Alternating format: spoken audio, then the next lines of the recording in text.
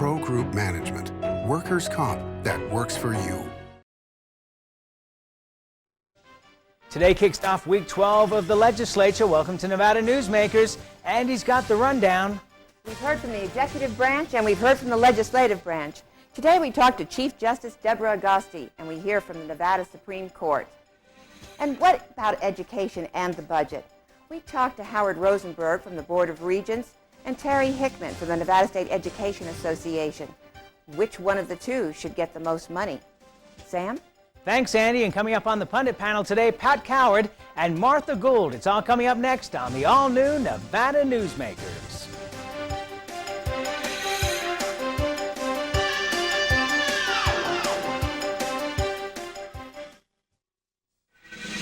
Nevada Newsmakers, brought to you in part by Charter Communication.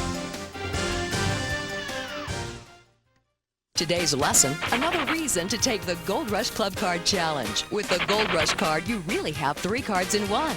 Use your cash back. You still keep your comps and drawing tickets. Use your comps. You still keep your cash and drawing tickets. And with your drawing tickets, you could win thousands in cold hard cash every week and still keep your cash back and comps. Does your club add up? Graduate to the Gold Rush Players Club. It's the smart thing to do. The Gold Dust West, south on Keystone, east on 4th. It's America's largest historical district, and it's fun for the entire family. Virginia City is where the West comes alive every day, from train rides to gunslingers. Your gang can explore mines and interesting museums, visit historic saloons, and do some great shopping. Virginia City is the ultimate in family entertainment, and it's very affordable. Come up and stay overnight in our hotels, motels, and RV park. Virginia City, the Wild West at its best. The biggest risk your company can take. Well, Barbara, you did very well on your interview. Hiring employees can help your business get to the next level. And your resume looks outstanding. And it can also expose you to corporate crimes and costly lawsuits that can bring your company to its knees. So, we'd like to offer you a position. Before you hire another employee, hire the professionals at Employer Links. Call today to get our free CD-ROM, the top 8 risks of hiring employees. If you own a business and want to maximize your company's potential, join the Retail Association of Nevada. Our membership benefits include the Nevada Retail Network Self-Insured Group, providing workers' compensation coverage that can lower your rates. That savings can go directly to your bottom line. We are an effective pro-business organization that lobbies on behalf of our business members. The Retail Association of Nevada, protecting Nevada businesses for 35 years. Call 882-1700 to see what we can do for your organization. This is Nevada Newsmakers with Sam Shad, political analyst Ande Engleman on No Holds Barred Political Forum. Now, from the News 4 Broadcast Center, here's Sam Shad. We've heard from the executive branch, we've heard from the legislative branch. Now it's time to hear from the Supreme Court. And for that, we have the Chief Justice of the Supreme Court, Deborah Agosti. Welcome. Thank you for letting me be here. I appreciate it. Thank you for being here, Justice Agosti. Let's begin with this budget shortfall that the governor is screaming about. It obviously has also impacted the Supreme Court. Is that correct? It's impacted the Supreme Court in a very serious way for 2 reasons.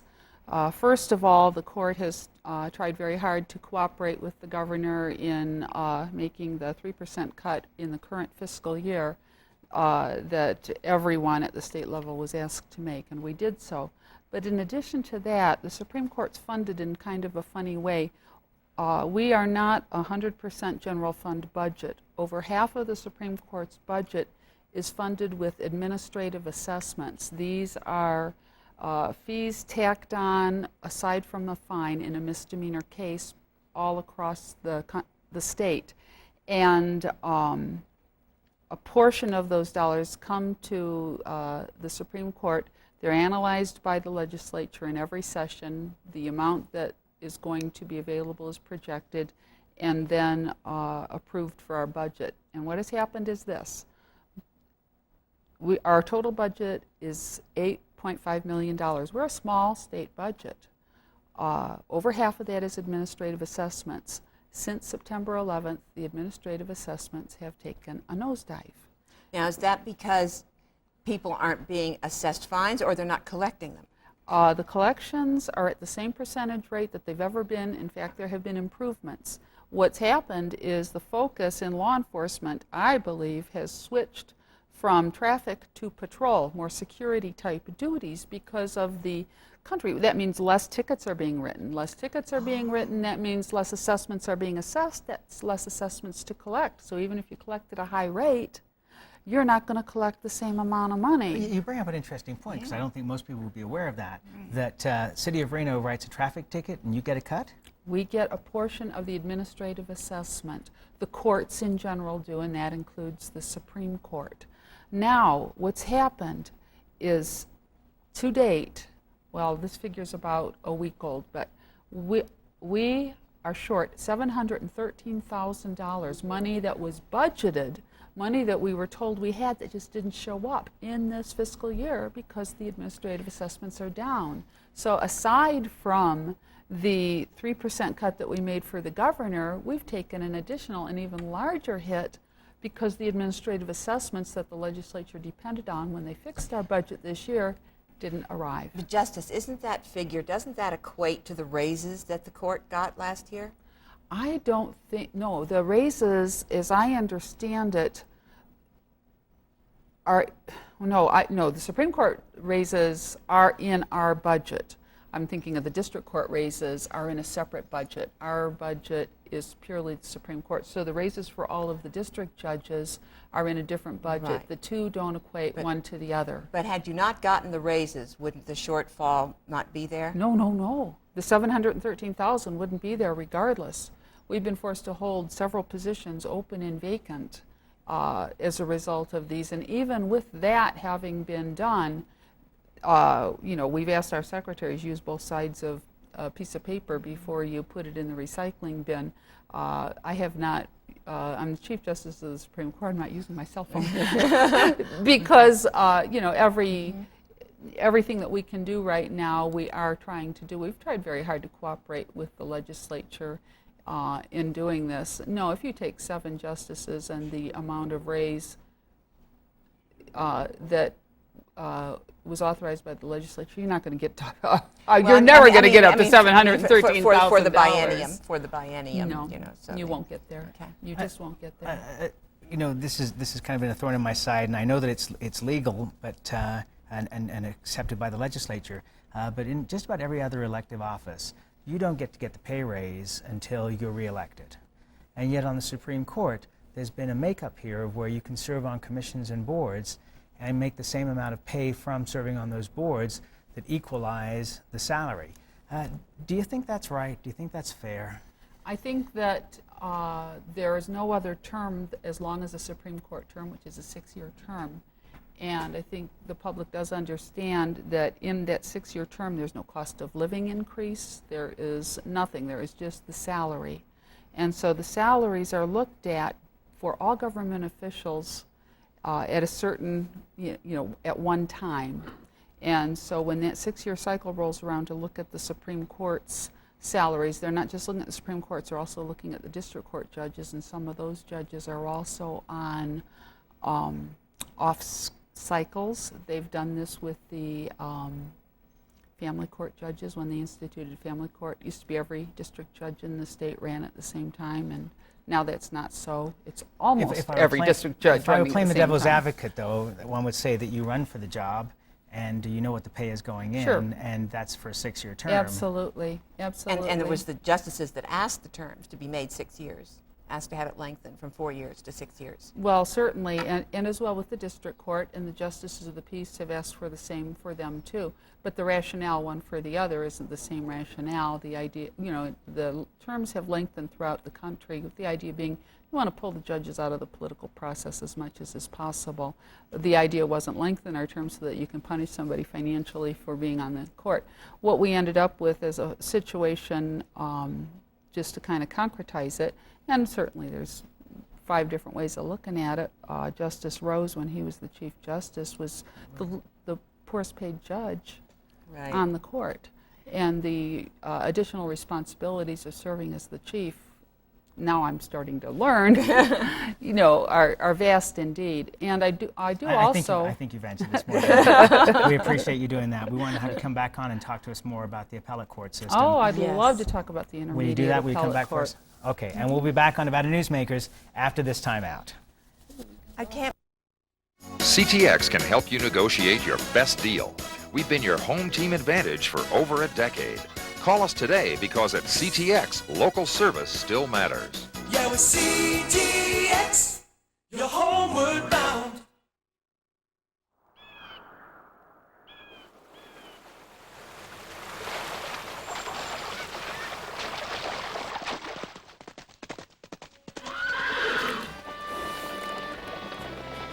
When you sign up for Wells Fargo Free Checking, you get more than free checking.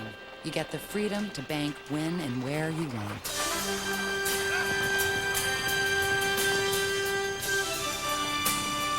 Wells Fargo, the next stage. What do you know about the gross receipts tax being proposed in Carson City? This new tax will cost more than $30 million to implement, require lots of new state employees, and take 2 years to generate $1. It will create Nevada's own IRS, forcing anyone who's in business to file a state tax return 4 times a year. The new state agency will have access to all your personal, federal, and business tax returns to make sure you comply. Nevada doesn't need more tax collectors. Call your legislator now and just say no to the gross receipts tax. At Sushi Club, everybody's family. That's what makes dining here so much fun. The sushi is consistently better, the atmosphere is great, and the service is wonderful. Welcome to the bigger and better Sushi Club. Come in for our delicious daily specials. When you're talking sushi, you're talking Sushi Club in the Independence Square Shopping Center. Walk into the Cactus Creek Bar and Grill at the Bonanza Casino, and you know you're in for a very special evening. Enjoy the southwestern atmosphere of some of the best gourmet food in Reno. It starts right here with Chef Bruce Norman and his talented staff. From buffalo T-bone to martini scampi and peppercorn duck. There's fine wine, specialty margaritas, and our pastry chefs create award-winning desserts. The Cactus Creek in the Bonanza Casino, 1 mile north of the university, where locals come to play. And now, back to Nevada Newsmakers with Sam Shad and Ande Engleman.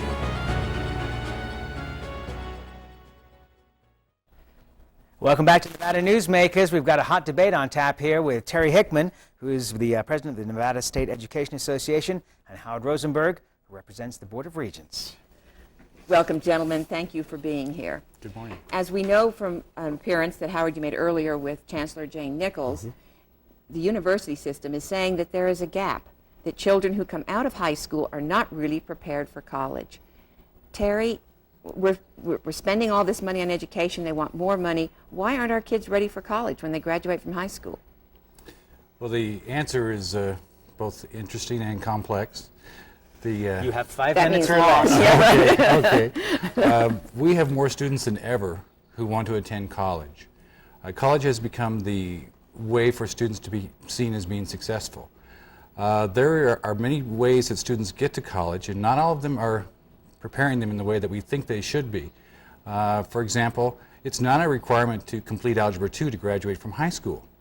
So you have students who go to community college and other routes who are not as prepared as we think they should be. Also, we have in our population a great many students who see college as a way to get better. But are they prepared? No. They come out of high school with the very basics, and yet they are going to make a giant leap into college. And that's why there are remedial classes needed in college. Don't our high schools have college preparatory Very classes? Yeah, thank you. good. And then general? Yes, they do. But the high school is not in the business of saying who goes on to college. The high school proficiency exam, for one example, says you may leave high school and get your diploma. But it is not an entrance exam. The exams that get you into college are placement exams. They are not determiners of success or failure. All right, Howard, jump in here. The thing that bugs me more than anything else is implied in all the questions is finger pointing. You cannot tell a kid what to take. You can suggest. If he doesn't want to take it, he doesn't take it. I go through the same thing at the university. I know which classes my students should be taking, but I cannot bludgeon them. Well, I do, but I shouldn't. Let me put it to you that way. The problem that we have is that the culture has shifted, and the culture has shifted drastically.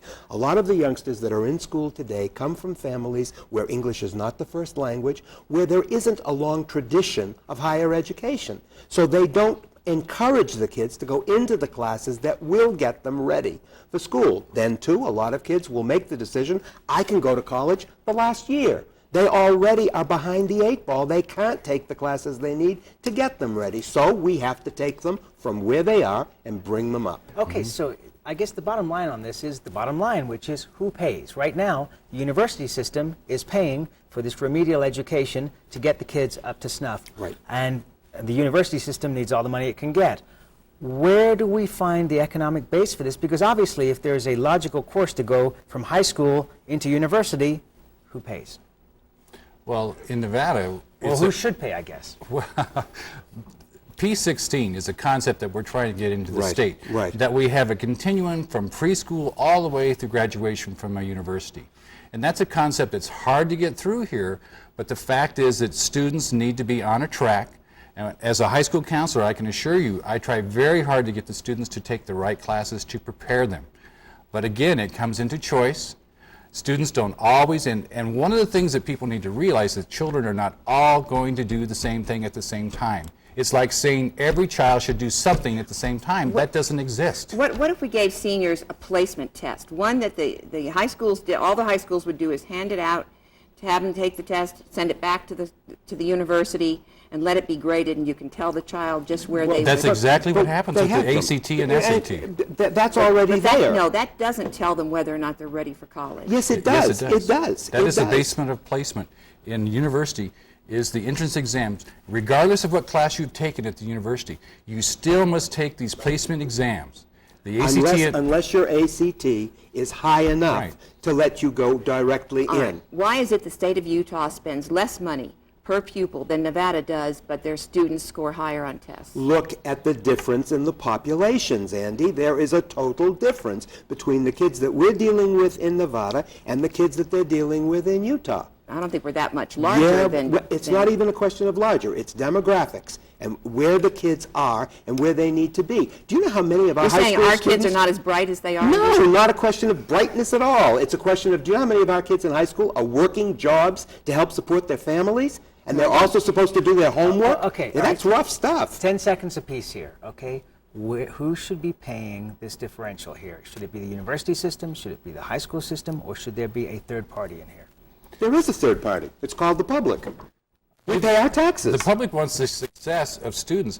If a student is in high school, they expect them to be successful. Right. If they're not at that level, are we supposed to say, don't go into college, you can't be successful? And that's what we have almost a mindset. If you're not at the right level, you'll never be successful. And I would hate to tell you the number of students who have said, I was told I wouldn't be successful, and I graduated. You got it. And I'm a lawyer now, or I'm a doctor And I got to now. tell you something, they told me that too. We're out of time, Howard. I love you, we're out of time. We'll be right back on Newsmakers. We'll keep talking.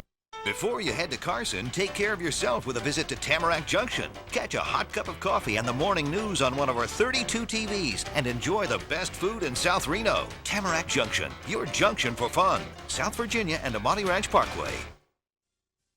Nevada should have a tax system that is fair and balanced, a system that taxes high-end services for the first time, while giving families a tax break by reducing the sales tax on common household products and other major purchases. With businesses and consumers working together, we can have a tax system that is fair to all and meets the growth needs of our state into the future. The legislature in Carson City is currently working on a new tax bill. Call them right now. Tell them you want a lower state sales tax. We've loosened our machines.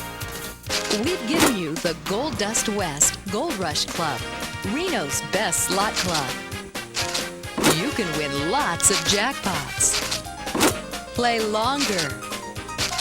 Your points will add up faster than you think. Yeah, we're loose and we're not screwing around. See you at the Gold Dust West, south on Keystone, east on 4th.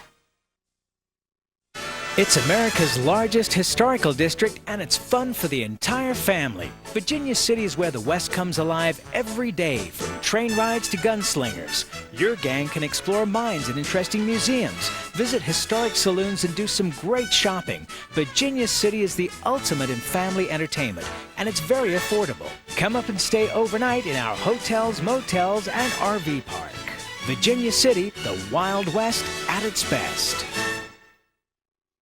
Make your daily commute easy with breakfast or lunch at the Tamarack Junction. Enjoy daily specials, super fast service, and South Reno's freshest morning meals. Tamarack Junction, your junction for fun. South Virginia and Amati Ranch Parkway. And welcome back to Nevada Newsmakers. It's time for the pundit panel here. Certainly is. And first of all, I want to say that Greg Ferraro could not be with us. He called early this morning and had to be in Carson City at 8 a.m. And so let's start the discussion about that. Pat, is this symptomatic? Let's introduce these guys. Oh, I'm sorry. Go ahead. She is so eager to dive right in, first of all, in our panel. Do we really need to be introduced? Well, I don't know. I think it's a good thing. Pat Coward, who's the president of Carrara, Nevada, and Martha Gould, Washoe County Democrat here, and former candidate for mayor of Reno. Okay, go. All right. We know that today and tomorrow are double floor sessions because they have deadlines. But there's also been a new urgency since the gross receipts tax bill got killed last Thursday in the Senate Taxation Committee. And Greg, as we know, does lobby for gaming, et cetera. Do you think, is gaming in trouble this session? I think, generally speaking, from a business side, people are not fully supportive of the gross receipts tax, primarily because... Would be that the understatement of the year? And I think that Ann O'Connell, I think, has been known for her anti-tax position, and I think she drew the line in the sand a lot earlier than I thought it would happen. We still have 6 weeks left of the session, and with this issue now on the horizon, it really starts the debate going even stronger. It's interesting. First of all, nothing is dead until they actually sign I die. That's true. You know it and I know it. So I would not do a requiem over the governor's tax package at this point. I suspect it will be resurrected in some form. I don't know what. Yes. I think they're busily working on making some modifications to it now. I would think so. The Assembly, of course, did not want to come out with this bill because Democrats didn't want to be hung with the tax and spend. There go the Democrats raising taxes again. So the original deal was that it was supposed to come from the Senate. Clearly, you can't get it out of the Senate at this point, and everybody did last week go racing down to the Assembly. What is Perkins going to do? Perkins probably doesn't know what he's going to do. Perkins said early on that he wouldn't have any kind of a tax increase come out of the Assembly. If I remember correctly, in the newspaper article in Las Vegas, that didn't have a broad-based business tax component to it. And I think when I read that... Has anybody legally defined what that means? Yeah, right. That's a good question. What is a broad-based business tax? What? That's a favorite phrase for anybody, yes. I think it's broad-based. It covers all aspects. I think the gross receipts was a broad-based. The net proceeds were broad-based. Not narrowly going after What about one tax industry. on services? I think in a way you could construe that as somewhat broad-based, but it doesn't go after business in many respects. It does go after the individual. The consumer ends up paying. But no matter what the tax is, the consumer ends up paying. Right. Am I wrong in thinking that this is the struggle now between gaming and business for leadership in the state? Is this the first chance that gaming might lose? Very interesting. It's a definite possibility, I think. So we'll see how much clout gaming has at this point? Yes, and they do have considerable think so too. clout. But one thing you have to look at, gaming has always been the 800-pound gorilla in the state of Nevada, primarily because look at the revenue that the state generates. The majority of it comes out of, 70-some% comes from gaming privilege tax and from sales tax. And of that sales tax, an awful lot of that comes from tourism. So, that is one of the things. I think if you do see a broad-based business tax come on the horizon, business will have a lot more to say in the future. And I think that actually would be very healthy. Again, driving over here this morning and listening to the news, they're talking about the drop generally in tourism nationwide, and certainly we're beginning to feel the pinch here. So we do need to do a tax shift of some There's kind no to something question. that's more stable than Absolutely. relying Yes, on. definitely. I think Absolutely. so. We're at a crossroads. I really do However, believe that. last year, the states that relied on income tax lost a great deal more income than the states that relied on sales tax, which actually all saw an increase in their revenue. Might not have been as much of an increase as the governor wanted, but it was Andy, still I an would increase. change my name to Samantha Shad if we get an income tax in this state. It's not going to Well, we happen. can't. I don't We even can't. know. I know, but I mean. Well, yeah, but that's the trouble with the gross receipts tax, is that it's this side of an income tax. Very narrow. I want to change subjects here if I can. This construction defects bill. Homeowner could file a lawsuit if the builder doesn't fix the problem within 5 months and didn't respond to the complaint within 3 months. What in the world happened to customer service here? Oh, customer service died years ago. I mean, are we trying to protect actual homeowners here, or is this No. just in favor of the building industry? No, we're not doing anything to protect homeowners. Period, at the end. If I you have a think we are. deficit. I think we are in a way. In what way? 3 months? No. Oh, give But, me a but I'm not break. talking about that. I think the How do you overall feel- concept. How do you feel when you call somebody, you got a problem, and you call them, and they say, we'll get back to you in 3 months? I think that's wrong, totally. It's totally Well, wrong. it's in the bill. That's true, but I think that's the outside of it. I think what they're really trying to do is get the definition of what is a defect. I think they want to be able to have the right to repair. Those are the things that the construction people are looking for. You know, when you really see that the real problem is down in southern Nevada. I think you put It's real, statewide. It's It is statewide. statewide. It could be, may but I be think a a bigger lot of it's down proportion there. in southern Nevada, The but bottom believe me, we're line building just as is- fast up Yeah. here. I'm proportionally. sorry. The bottom line is a very simple one. You have a defect. It shouldn't be difficult to discover what a defect is. It doesn't take a rocket scientist. I'm in business. If I don't call my clients back within 3 months, guess what? I You're have not- clients. You don't have a client anymore. We'll take a Right. break. We'll be right back on Nevada But it Newsmakers. is.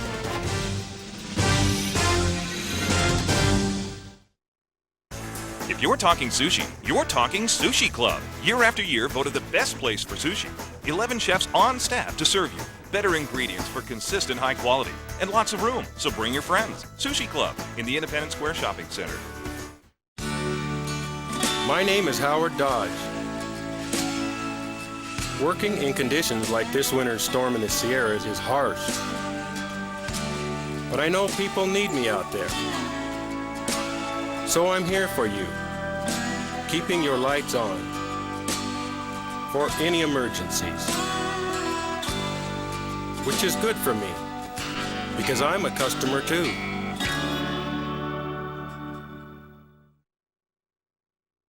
CTX can help you negotiate your best deal. We've been your home team advantage for over a decade.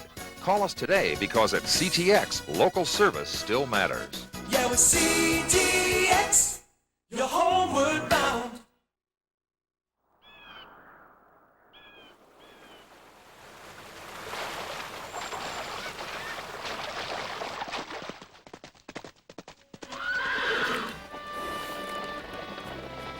When you sign up for Wells Fargo free checking, you get more than free checking. You get the freedom to bank when and where you want.